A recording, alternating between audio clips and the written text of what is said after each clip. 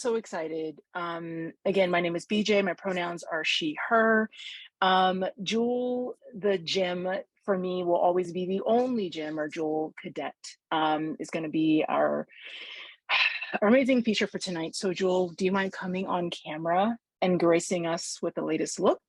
Yes. Yes. Okay, so let me spotlight you for everyone and let me spotlight myself Okay. as well. Okay, cool. All right, so as I introduce myself, my name is BJ, pronoun she, her, hers, and Jewel. My pronouns. So my name is Jewel Cadet, or Jewel the Gem on Instagram and all the things. And the pronouns that I use are she, her, hers. I love it. So um it's like I just want to just dive into all the things, right? But like I have to contain myself and like create the foundation for the arc, right? So this is just really exciting. And I'm excited for people who are present. I'm excited for people who will watch this later. So, as I said, I want to create the foundation to understand, right? Because this is going to be all of our conversations that we have as part of HearMe and as HearMe listeners are really impactful and support the work that we do.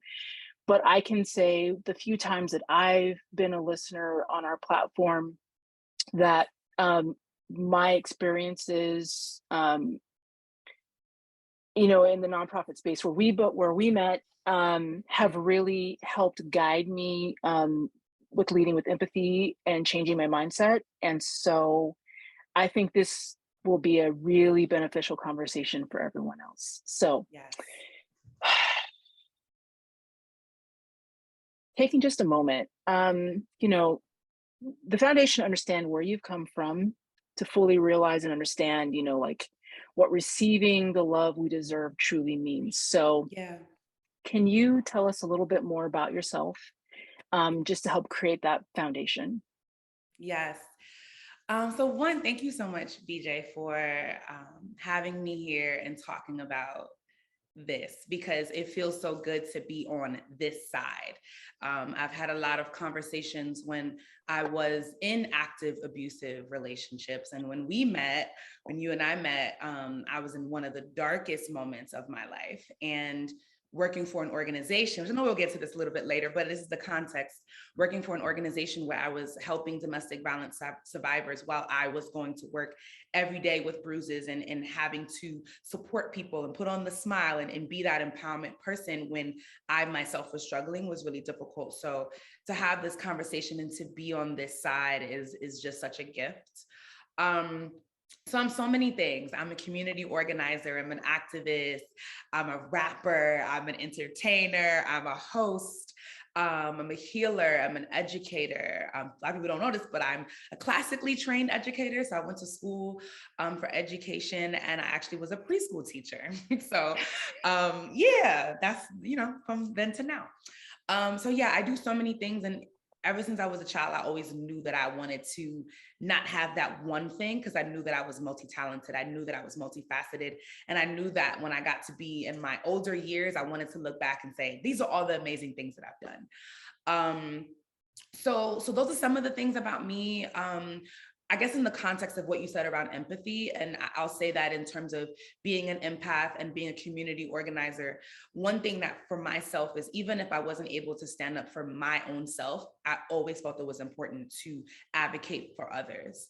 And through that advocating and through that supporting other people, I was able to find my own voice for my own self. Because when me and you were working together at the Center for Anti-Violence Education, I remember doing a workshop specifically where I was speaking to intimate partner violence survivors and talking about the red flags of being in a relationship that was abusive. And I'm teaching these workshops, and I'm like, this is my whole relationship. And so through advocating and through educating and through creating healing spaces for survivors, I was able to say, you know what, I need to practice what I preach, right? And I need to give and find the love that I know that I deserve. So I'm really happy to be at that place where I can say that I found that. Right. So now that we have the Yeah. foundation, one, thank you for sharing that, because that already is incredibly intimate space, right? To even be speaking from and about, and especially when the other side. you know, of which is the other part of this conversation. Sometimes it might be challenging to have to still always reflect back, right? When you're so Mm-hmm. excited for what comes ahead.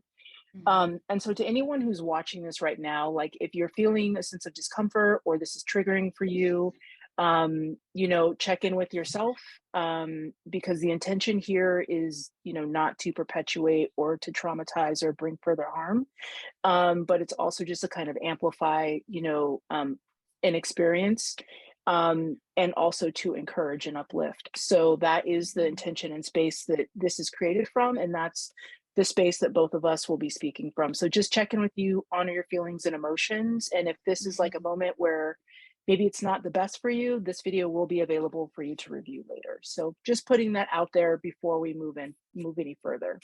Mm-hmm. Okay, so I mean, you kind of already touched in it. So I'm really curious. What are yellow and red flags in relationships? I like you said it. I want to go for there because I feel let's name it. Yeah, I'm glad that that question is there for us to discuss because people may know about the red flags. People may know, okay, when they think about violence, they may think about the physical violence, and that can oftentimes feel very much like, okay, this is what's happening. I'm in an abusive relationship. Someone is physically harming me. Someone is actively being jealous and grabbing my things and throwing my things, right? But the yellow flags to me is what used to really get me caught up. And I will say, as some of the yellow flags, which is really difficult, correlated with some mental illnesses, right? So some of the yellow flags can be someone who changes their moods very sporadically, right? And for me, a lot of my past abusers had bipolar disorder. So I was like, well, I don't believe in demonizing people because of their mental illness or their disorder. So I was like, that couldn't really be a yellow flag for my relationship. But in those instances, it was.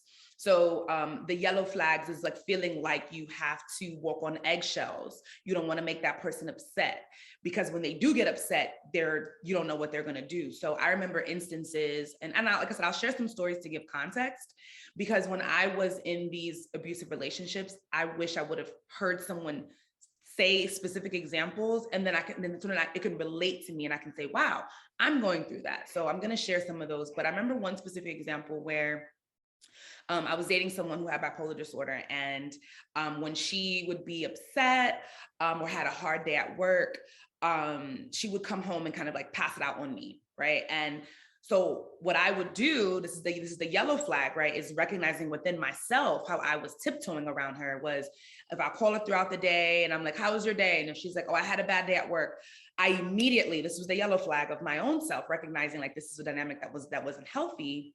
Was I would immediately be like, okay, let me get her things. I would get her favorite ices, her favorite snacks, so that I could essentially fawn or appease or people please, so that when she came home, she didn't have to pass out her rage on me, right? So that was the yellow flag. Or a person wanting to isolate you and they only want to spend time with you. Now, I will say, I remember, past partners saying things like, well, I want to be your everything. You don't need anyone else. You don't need your family. You don't need other friends. I'm all you need. Right. And someone could say, maybe that's a red flag, but it's a yellow in a lot of areas, because it might be used in a way of, I just love you so much and I want to be around you so much. And why don't you want to be around me? So I remember I would go to certain events that my family would do, and she would fake being ill. She would pretend that she was sick. And so I'm about to leave. I'm like, okay, bye. And she's like, you're going to leave me like this? You're going to leave me sick? And I'm like, well, I made this commitment to go to my aunt's play, and I really want to go to my aunt's play. And she would just like throw a tantrum, and she'd be like, fine, you can go. And I'm like, okay, let me just call my aunt and say I can't go. Those are yellow flags, right? That level of manipulation and control. And even if it wasn't done with a raised voice or a raised hand, it still was a puppeteering of behaving how they wanted you to behave. Whew. Right. Right. So, there's part of this, right, as you're talking about, and kind of slowly identifying, opening the sphere, of the Yeah. relationship you're in, right? So at the intersection, especially of race, gender, and orientation, you know, what was a common thread that you experienced potentially seeking support? Because I feel like we have this misconception that um, one, in terms of gender binary, that most of the abusers are always men. And so Mm-hmm. trying to navigate that as a person in of queer experience, right? Experiencing intimate partner violence with a woman and then trying to have that conversation. So can you speak to that at all? Yeah. Well, one, I didn't go, I'm a girl from the hood. Like we're not conditioned to think about calling the police. We're not conditioned to say that we need help and support. When I was in those specific scenarios, in those specific relationships, I would speak to my friends. Like that felt like the thing to do. I was like, I'm not about to sit here and call a nonprofit and ask for help. I'm not going to call the police because I didn't want to get her incarcerated. I just wanted the violence to stop. And Mm, in my mind, I was like, what can I do to stop the violence from happening? Because she was blaming me. A lot of times I was being blamed, like, well, if you just didn't do this, if you didn't act this way. And I was like, act what way? Like wake up in the morning? Like I didn't do anything. So I started to internalize that and think, okay, if only I'm a better partner, if only I'm a better listener, if only I get her more snacks. Like I felt like it was like really a child, like if only I can just appease her and make her happy, then these things wouldn't happen to me. And I'm specifically, unfortunately, I've been in a lot of abusive relationships. I'm specifically talking about one of my most pivotal ones that was in my 20s that really opened the doors for other ones. So just wanted to share that. But that wasn't my go-to. My go-to was I speak to my friends. But what was happening was my friends was like, I don't want to hear this no more. Like, this is mm, horrible. I don't want this for you. Some of them was like, I want to pull up, I want to fight, and other people was like, why are you doing this? Like, you're a strong mhm. Black woman. And so I was getting shamed. And then I started to feel like my friends didn't want to hang out with me anymore. And then I felt further isolated. So I'm like, hey, let's go to Olive Garden. That was the thing to do in Brooklyn, Eastern New York. Let's go to Olive Garden. Let's go to Red Lobster. You know what I'm saying? I was pre-vegan. Now Category I can eat. biscuits. Okay, now I'm vegan. I can eat those things there. But that was my thing, going to Olive Garden, going to Red Lobster. And after a while, they would cancel on me. They're like, girl, you're going to talk about your abuse. I'm going to see your black eye. I'm going to see your bruises. Like, I don't even feel like it. So now I had no friends. So now I just had her. So when I did eventually get to a place where I was like, all right, I need to speak to somebody. I remember reaching out to an organization that I wanted to get her help. Because once again, I was like, okay, What's if about I can you? get her help, I was like, let me send her her. So I went to go get her help.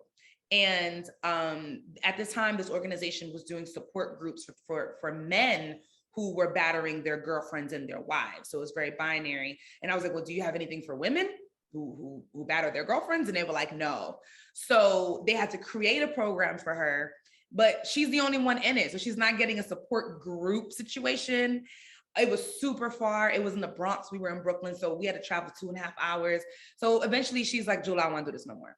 So she stopped getting help. So that means that, it was back on myself. So I didn't feel supported at all. And once again, I felt like I couldn't really get the support from my own self. I feel like it was also a lot of shame. I was like, I am the strong Black woman. I don't really need the help. She needs the help. And if I can get her behavior to change, then everything will kind of be better. And I'll work on being a better partner. She gets the help that she needs, and that's that. But yeah, I didn't think I was conditioned to really think about seeking support. There are so many layers, right? Mm-hmm.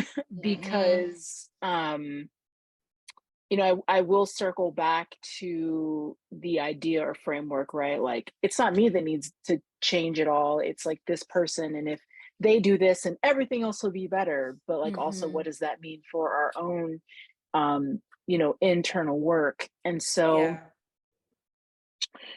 I hear you talking a lot about how just deeply isolating that this experience was, right? And Mm-hmm. so, I think I want to shift to what was the pivot point? Like you mentioned, okay, this opened the door for all these other abusers, but what was the Mm-hmm. pivot point for you to start shifting towards, I deserve better, I want something different? Can you speak to that? Yeah. Yeah. So once I got out of that specific relationship that was very isolating, I got into other relationships that were abusive, where I wasn't isolated, where I was a community leader, where I was an activist. I was president of organizations. I had a large friend group. I was throwing parties. I was hosting parties, and I was still getting abused. I was doing talk shows and still being in an abusive dynamic. So at that point, I had a community.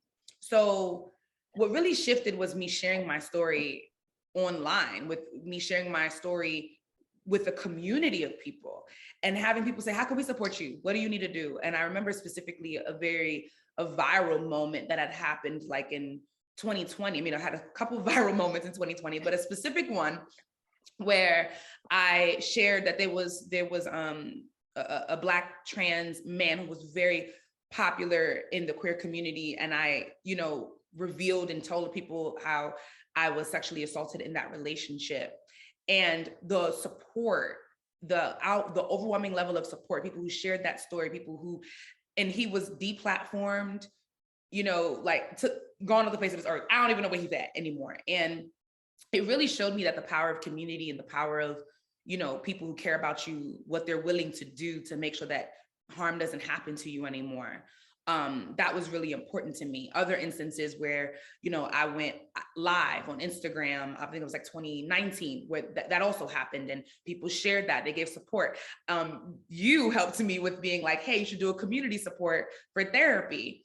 People sent me about over $2,000 to cover my therapy, right? So community really helped to shift it, because I didn't feel isolated anymore.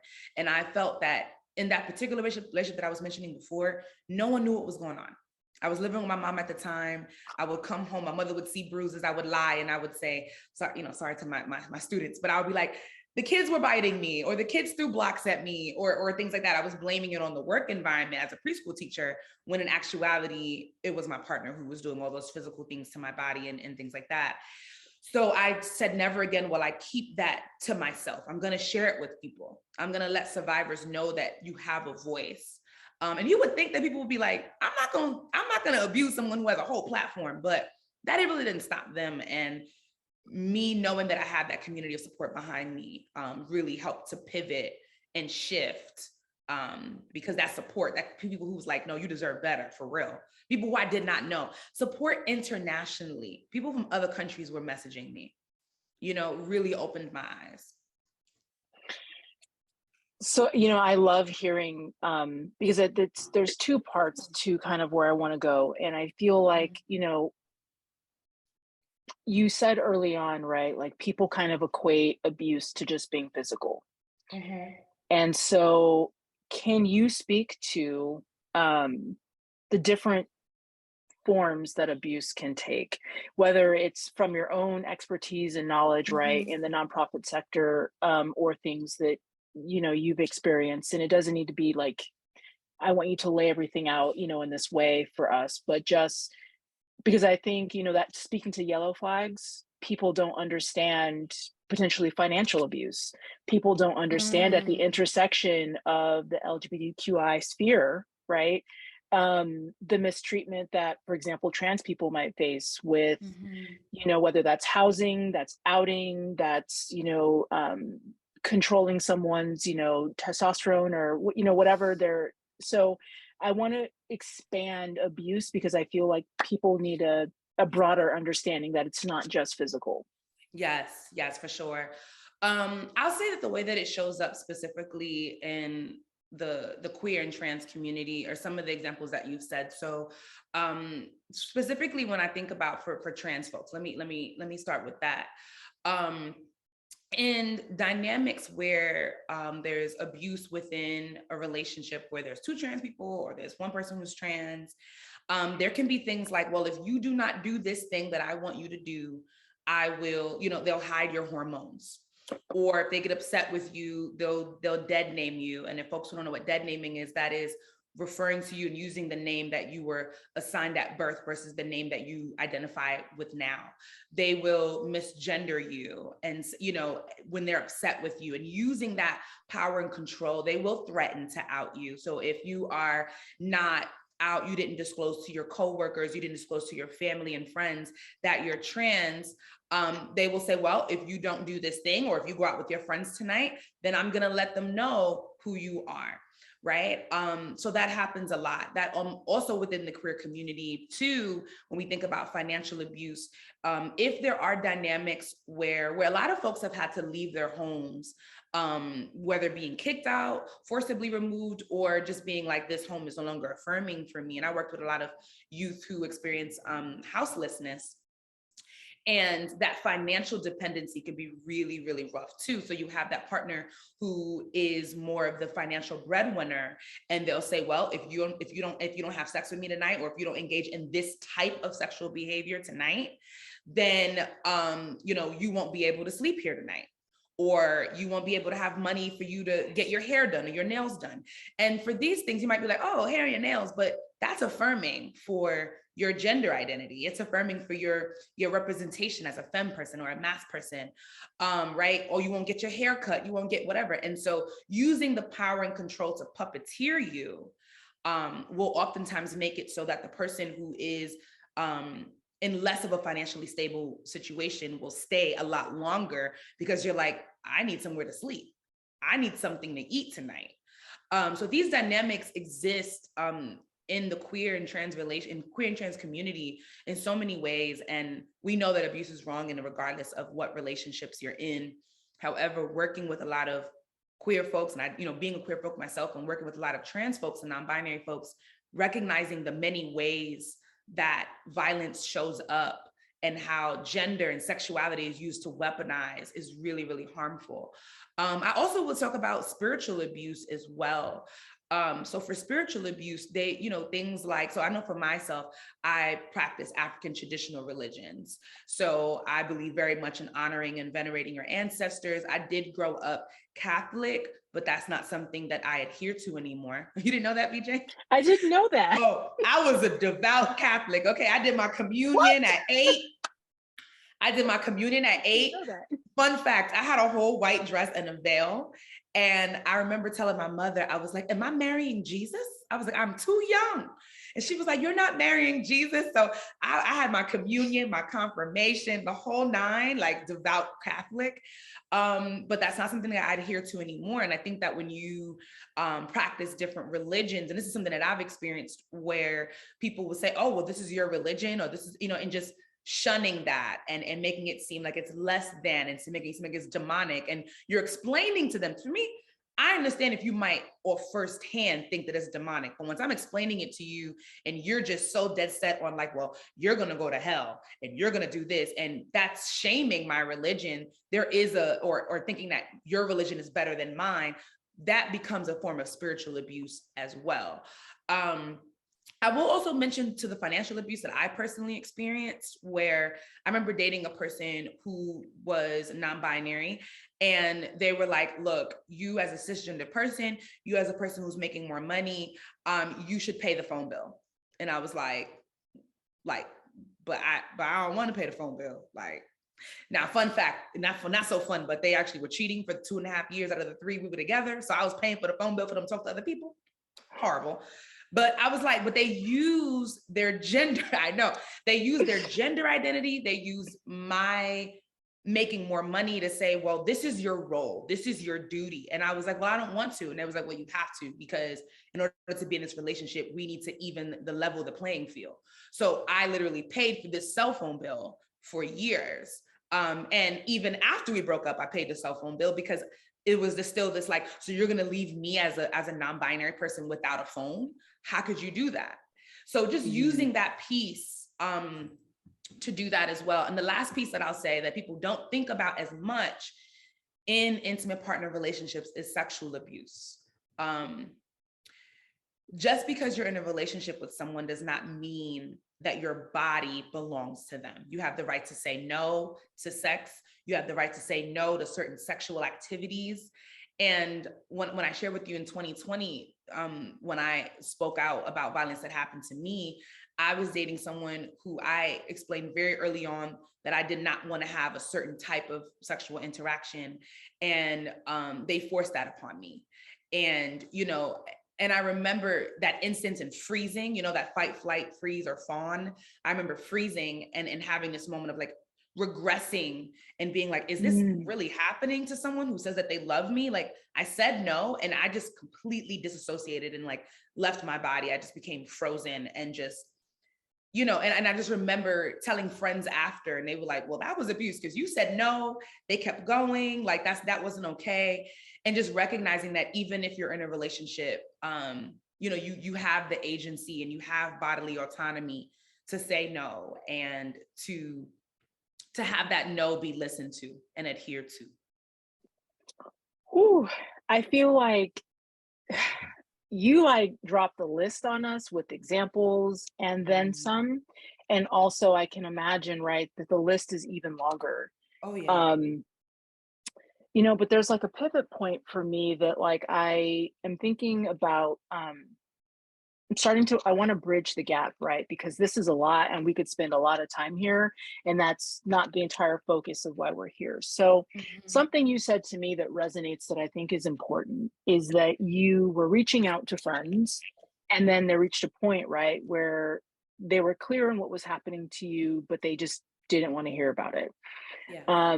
And so, I think it's important to know from your own experience um, when a survivor or depending on how you identify or a victim of abuse discloses to another person that this Mhm. is happening to me, right? Because we know it takes a lot already just to admit it, to get past all the other stuff, to then say, y'all, this is what's been going on. Mhm. What do you need to hear? What's helpful? Yeah, I feel like what's helpful is that this is not okay. That's what's happening to you, right? And I'm here for you. I know that this is not easy to leave because oftentimes people are like, well, you're strong. Why didn't you leave? I'm even hearing myself say this. I'm like, why I pay that phone bill? Like, why, why I pay that phone bill? Right. But recognizing that it's a power dynamic and that, especially if you're dating narcissists, they will manipulate and really have you thinking, like they'll gaslight you and really have you thinking like that's what you're supposed to do. And if you don't do that, you don't love them. And when you are a victim or a survivor, you love your partner. That's what it is. You love them. You want to please them, even if they're hurting you. So I feel like having friends who are like, look, I'm here. I'm here to support you. Whenever you're ready to leave, I'm here. You know, they did what they needed to do by no longer, hanging out with me, right? And I don't fault them for it, but I was in a low place and I really, really needed them. And they were all I had. And so when they just started slowly to just cancel, I was like, dang. And it could have been triggering. It could have been so many different reasons. But if I would have just had at least one friend who was like, I'm here, even if we can't talk on the phone, send me an emoji if you need some support. Like this emoji can mean this emoji can mean that. That would have been really helpful. And just recognizing that it's not easy to leave. It's so not easy to leave that situation. I had to do a lot of trickery. I had to, because statistically, that is probably one of the most dangerous points for survivors is when they try to leave. I have a tattoo on my back that the reason why I got a cover up was because my original tattoo that said Lil Mama. I told you I'm from the hood. That tattoo got messed up because when I was trying to leave one day, going through the door, and I was like, I can't take this anymore. I remember, and this is, content warning around physical abuse. I remember being bitten, and I remember she bit me, a huge just bite in the back, right where the tattoo was. And even though it started to heal, I could still see the teeth marks. So I was like, I need to get this covered up. Like, so now I have this tattoo on my back, and someone could be like, why you got this big ass tattoo? And it's like, oh, it's because that covered up this bite mark that in my mind just was always there. And so leaving can be really, really difficult. They can harm you. They can also harm themselves. And I experienced that as well in terms of her harming herself when I tried to leave. So having that friend who's like, I'm here, having that friend who's like, this isn't your fault, is really important. And that friend who's like, I know it's not easy to leave. Really, really, I think that helps a lot. I think that that's really impactful because Yeah. I think people don't know what to say. And I think sometimes when people disclose, they also have that, fight, freeze, fawn, just the Mm-hmm. whole, and then again, it could also be triggering for them too. Or, Mm-hmm. I think about, as you mentioned, basically the point being consent, right? Yeah. I think about the role that, our parents and caretakers and guardians play in our ability to, accept, learn, reject, and give love, right? And Mm-hmm. um, thinking that we're not necessarily always taught those tools, um, whether it's in support of another person or in support of ourselves. Mm-hmm. So you kind of segued into, and I just want to, if you can speak briefly, right, to the importance of a safety plan. Yes, a safety plan is super critical. I remember being in a specific relationship, and like I said, y'all, there's so many that it's like so unfortunate to count. But I remember being in a specific. You were part of my safety plan, BJ. Unfortunately, that I Always have and one, but forever. also fortunately to have you. Um, my safety plan consisted of all the information about that person. So their full name, their date of birth, their address, where they worked, as much information, identity information that I could as possible. And then you have those friends who you reach out to and you ask them for consent. You don't just throw them on a Google Doc and say, you're part of my safety plan. Ask them for consent and say, hey, I'm in a situation. It may or may not be unsafe. And this unfortunately, this was the end of 2020. And I was in the moment of, leaving up north. Now I live in Atlanta. And that was the person who, when she would get upset, she would be like, if you were to leave me, I would do XYZ to you. And I knew I was in the process of leaving her. So I was like, I need to make sure that I have a safety plan set up. Luckily I also was moving across the country, but I also felt it was important to do that. So I reached out to trusted friends like BJ and a few other people and was like, this is what I'm going through. I would love to share you on this doc. I believe on the doc, we may have had some code words like, okay, if I send this to you, this is what I need. That's really important. If you have neighbors who can also be a part of your safety plan, that can be really helpful. Maybe they come and knock on the door. That's really helpful. If you have family members be a part, I don't have family members be a part of my safety plan because I'm not close to my biological family like that. So it was my friends, but people who you trust, people who also has access to getting to where you are. I think what's hard, I will say that for myself in a new city, luckily, I ain't got to worry about that right now. I don't need a safety plan. No. No, you But don't. no. But if someone finds themselves in a newer city, this could be really difficult. If someone finds themselves in a place where they don't have a lot of friends, once again, when I didn't have those friends and they were just leaving, what safety plan? Really? I guess I could have used coworkers, but that made it really difficult. And that's why I'm like, isolation is really hard. But if you do have a community of people, having as much information about that person, having some code words, even, we saw safety planning a little bit, even with Tina Turner.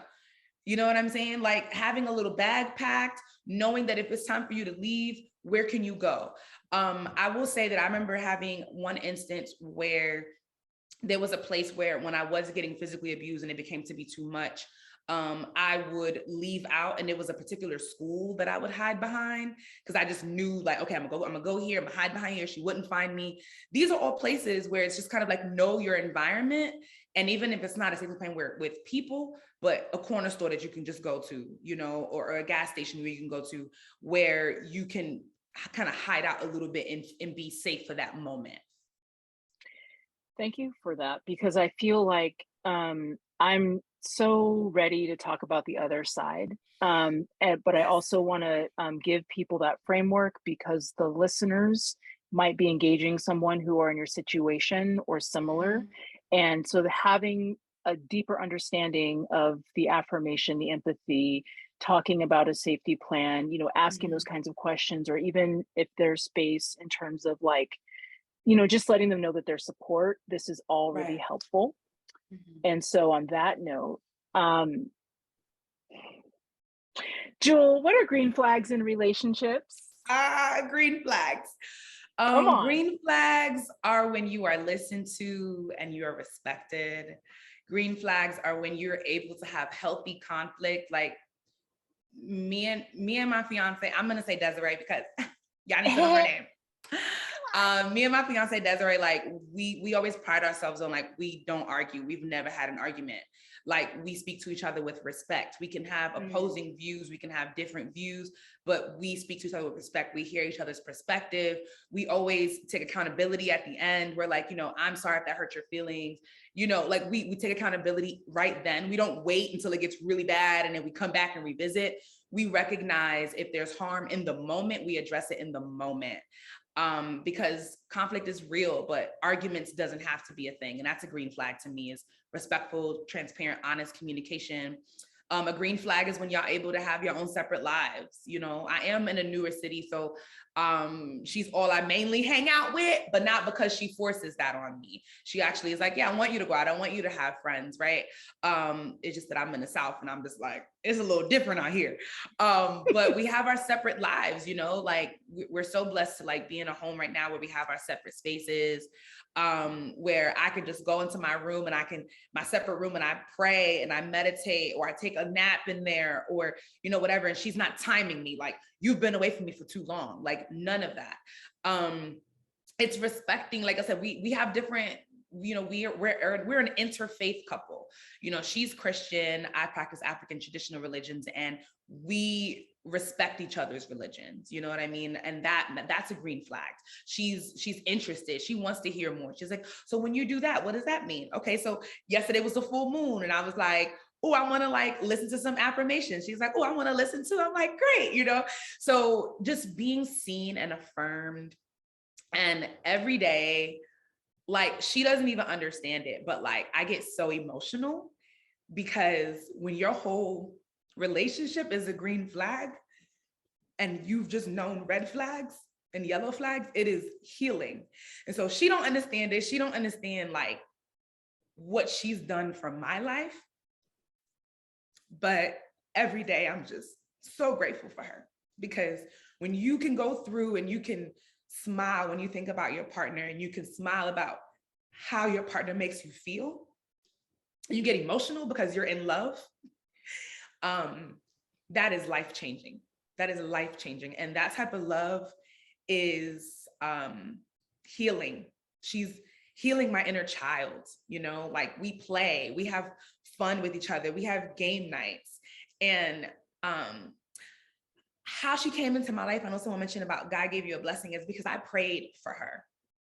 I was tired of being in dynamics where I wasn't being seen, I wasn't being loved. And I wrote down all the things that I wanted, and I prayed. And when she came along, it's just been smooth sailing ever since. So she's the greatest prayer and the greatest blessing. And yeah, I'm just in a walking green flag, you know, dynamic, and it's beautiful. And I don't think she'll ever really know how much she truly means to me.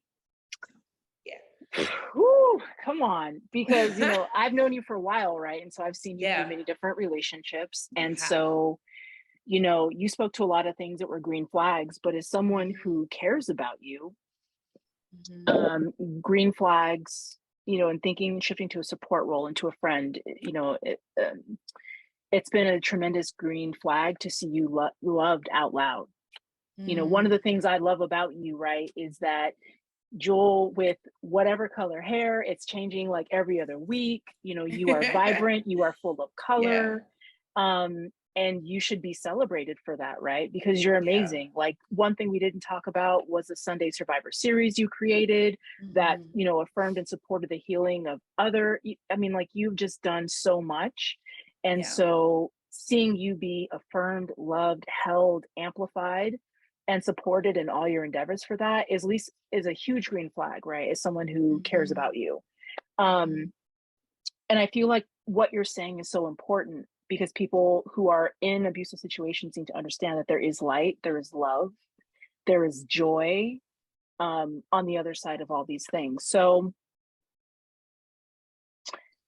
tell me more about your partner, right? Because this is the part I really care about. I feel like for as much as we spend time on the other stuff, as much as we had to tell that side of the story, talk to us about your partner. Like, where do you want to start? Yeah. my partner is magical. She's magical. You know, I talked to her about how much I love her mom. And I'm going to loop it back to her is because I'm like, her mom made this person who was such a gift to my life. She's amazing. She's a blessing. She's a gift. She is smart. She is funny. She's understanding. She is so supportive. I mean, and just sees me, like truly sees me, because not a lot of people see me. I think as an activist, you know, I'm very controversial. I shake the table. I say some things, people are like, ah, but she sees my sensitivity. She sees my joy, you know, and so it takes, and I always tell her, you know, it's not easy to love someone like me. I have a lot of trauma. I have generalized anxiety disorder. I have PTSD from all the experiences that I've had. And she takes care of me. She takes care of my soul. She takes care of my heart. She takes care of my body. I have been, you know, and I'll name this too, because a lot of people don't know this, but the last couple of months, I've been dealing with a lot of financial stuff, from like just low anemia, and I have fibroids, and sometimes I just bleed for months, and my body's changing and all these things. And she takes care of me. She makes sure, she's like, you took your iron pill, like you took this, okay, we need to go to the doctor. I had a medical scare where, you know, as a Black woman, I just keep going. And my body was breaking down. My body was literally breaking down. And I had to go to the ER. The doctor said, if you didn't go to the ER, your heart was going to stop. Like that was the level of which. And she took me to the ER, you know, stayed with me the whole time, and took off days from work. And I don't love her solely because of what she does for me. I'm just naming that this is what she does, not only for me, but for the world. She's a great friend. She's a great leader at work. You know, she loves her family. She loves her faith. She's kind. I always tell her, I love her kindness. I love how she genuinely cares about people, and she makes me a better person. So, I mean, I can go on and on, but I think we have a little bit of a clip. And, you know, go ahead. You want to go somewhere else? No, I'm not. I feel like, because you know, it's nice to kind of witness your joy, Yeah. for those who don't know you. So give me a moment, because, you know, not Instagram. Yeah. Well, as Zoom, you're doing be that, zooming. yeah, right. As you're setting that clip up, I'll say that, like, you know, I think we kind of knew when we met each other what we were going to be. So this is like the first 3 months of our relationship. And you can already see the joy and all that stuff. And we have a podcast called Sweet Tea and Quarter Water, which is award nominated. We're going to go to NOLA and win our award for our podcast. And, you know, we have a lot more footage in our Instagrams and stuff like that. You can see, you know, where we are now. But I love this couple seconds of a video, because it shows our early on, you know, it shows how we look at each other, and how, you know, she looks at me, I look at her, and yeah, so you can play it. Okay. Everybody grab your tissues. I've been waiting my whole life to find someone like you, find someone like you. Yeah. I've been waiting my whole life to find someone like you, find someone like you. Maybe I want this to last forever.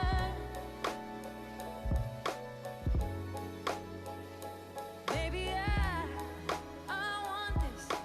Can we make this last forever?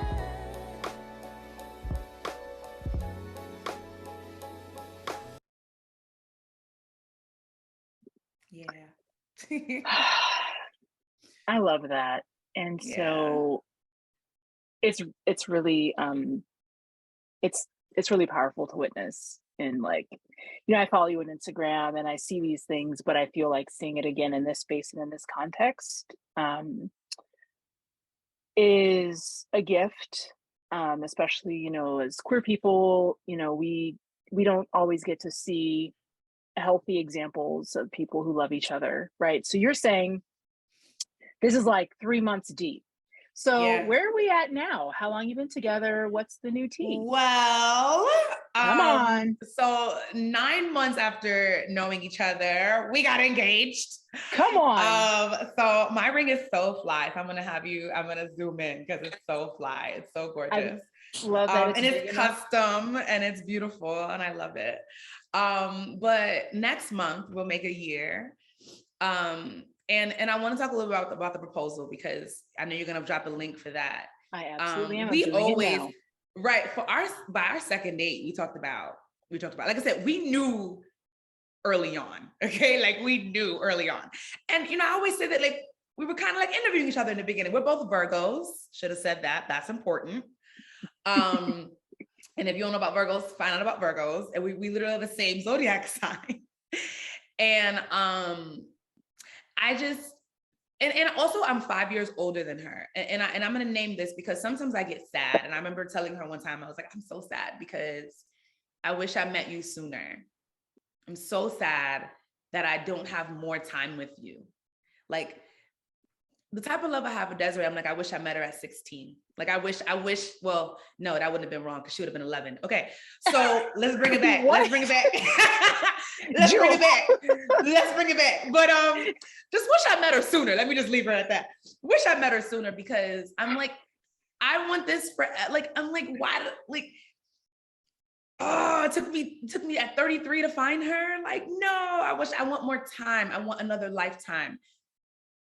I want, if people believe in the afterlife, I'm like, I want when I leave this earth to find her again.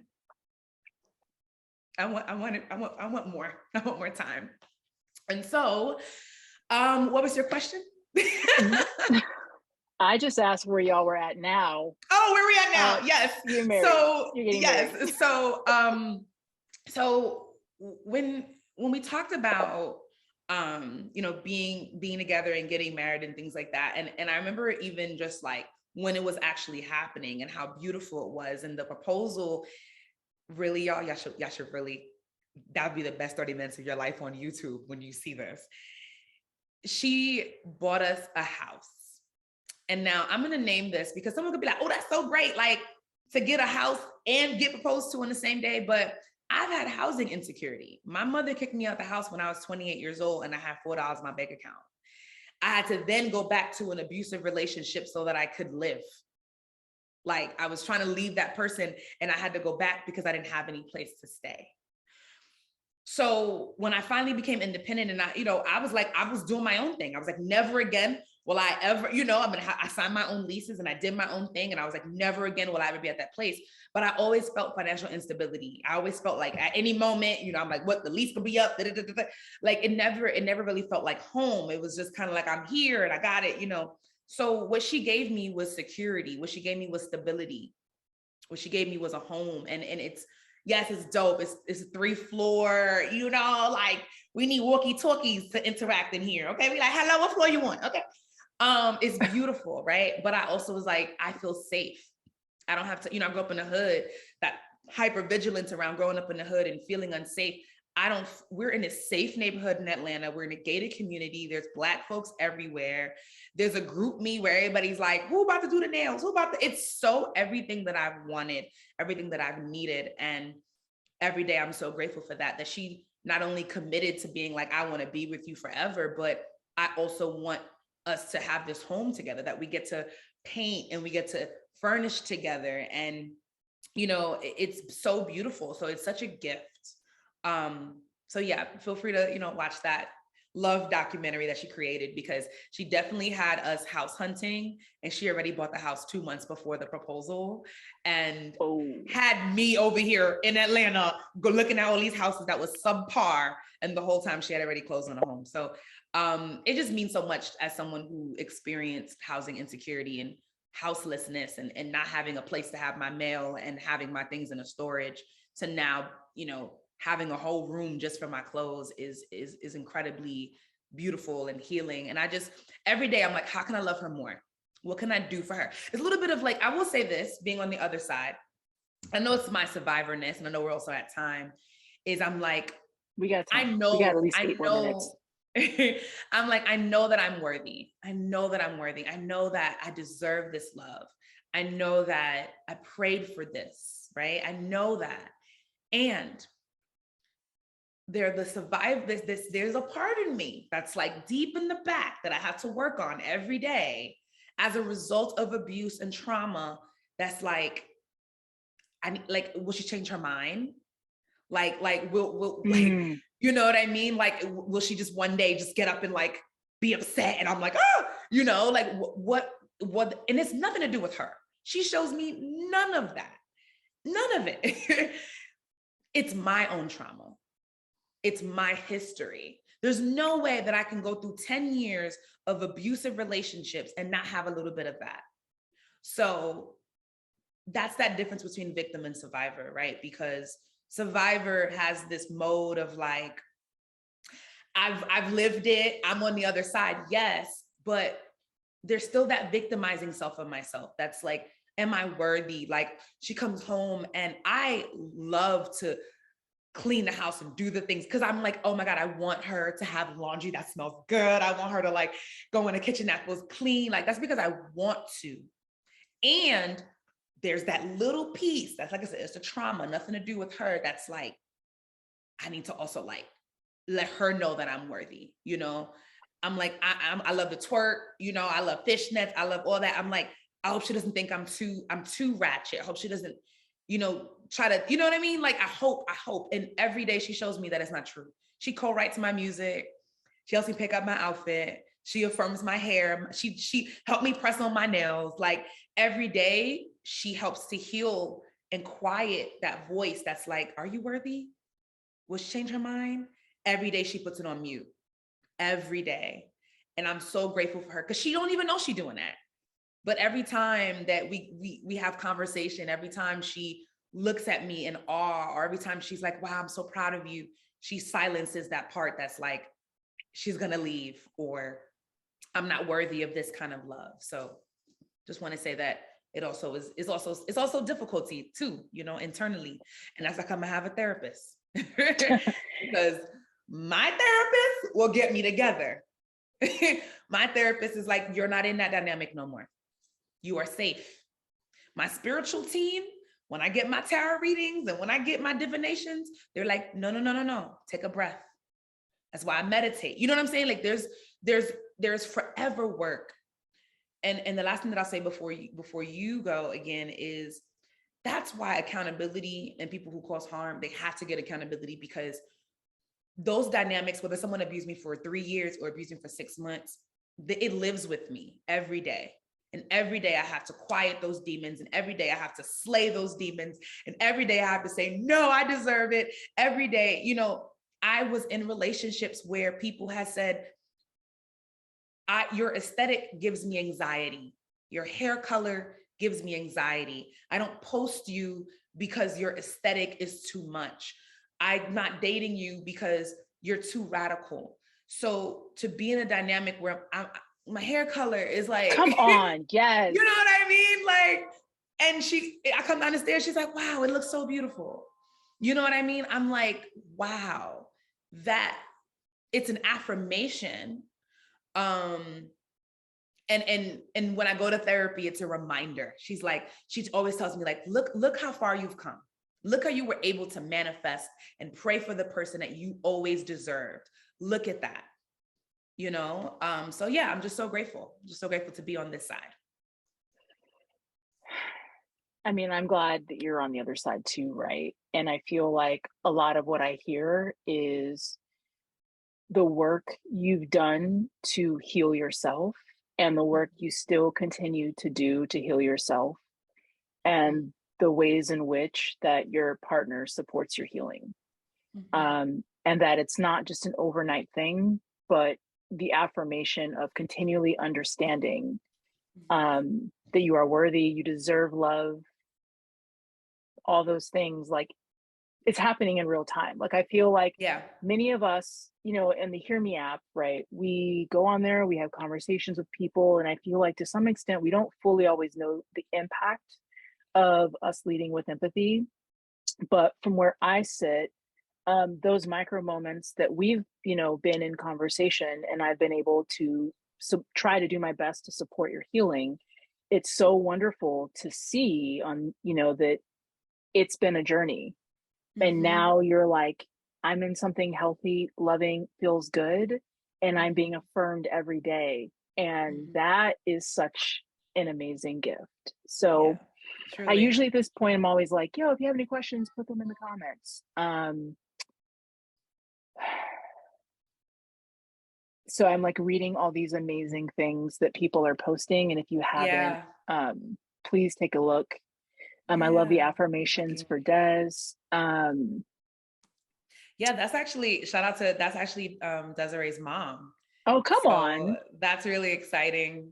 I'm so glad that she's on here too. So thank you. And obviously you already know Des is on here, but but I think having her mom on here matters a lot too, because I don't know if, you know, and I specifically invited her today because I was like, you know, there's so many different layers to me. And I want people to know, people who I don't know, people who do know, to know the journey, you know, that matters. Like, it took a lot to get here, and I'm still doing the work, right? And I'm committed to doing the work. And for people who do support survivors, you may have some survivors who may behave in some self-sabotaging things where it's too good to be true. I don't lean into too good to be true.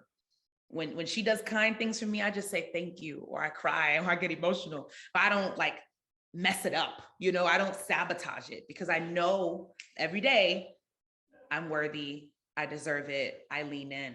So even if people do come to you on the HearMe app and they're on the other side, they may still need support, because some people, you know, if they don't have a therapist, they may engage in behaviors that are sabotaging of something good. And I will never fumble this bag. It's like I'm at the Super Bowl. It's right. It's like I'm at the Super Bowl and I made the touchdown and I'm not dropping the ball. Okay. This is the Super Bowl ring right here. This is the Super Bowl ring right here. And I'm not dropping that bag. So if that means I got to go to therapy every week, if that means I got to pray, if that means I got to meditate, like, there's nothing that I would do to mess up what this is. Nothing. But I also believe that this is divine. And when something is divine and given to you by God, it's not going to be messed up. So I don't think about that too much. But that's, you know, that's just a little bit of a spiritual context, but yeah. Okay.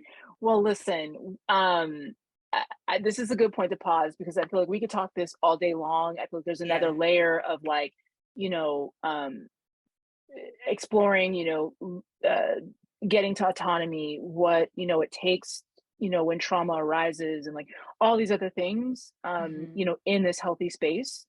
But I just want to say, for everybody who's still listening, April 29th, if I have the date right, 2-hour workshop. Jewel the Gym is June. Did I say July? No, you said April. I was like, wait. This is the kind of day it's been. But okay. June 29th, this is your facilitator. And I promise you, get into it, learning how to really, you know, lean into allyship and being, you know, at the intersection of mental health. There is no one better to facilitate this workshop for you. So if you haven't signed up, please still do. There are slots. But Jewel, thank you so much. This will go out to our team. They'll make it available and then do all the video things so you can post it. Please extend hellos to Des. Shout outs to moms, because without Des, you know, without mom, Des. So we got to give that love. Grateful for her every day, truly. So I'm like, you made this great gift to my life. Thank you so much. So I really do appreciate Desiree and her mom being on here, and for everyone being on here, listening to this story. I know that it's, you know, for me, I believe in, you know, you don't have a test. There is no testimony without the test. And I was tested and I was hurt and I was down and I was dark. I was in a dark place, and to be on the other side is important. And what this is a testimony. And I also want to thank you, BJ, for, I'm not to get emotional, because you really helped to heal me and save me as well in so many different times of my life. And I always appreciate you for hearing my story. And I appreciate you for being that friend and being that person who didn't go away when I was in those dynamics, and who just continued to challenge me and to remind me that I'm worthy. And Desiree's the first person that you ever liked for me, so I knew that was a plus. So we'll end with that, but I'm super grateful because you're one of those friends, and you're one of those people in my life that I just love, and that's gonna be part of my wedding party, because you gotta be. I need you there. I need you there. And I love you so much, and I'm so grateful for this platform to share this side, because this is the first time that I've been able to share this side. So thank you. Awesome. All right, y'all, have an amazing night. Jewel, thank you so much. Thank you. Whew. Be Bye, well, everyone. y'all. Good night.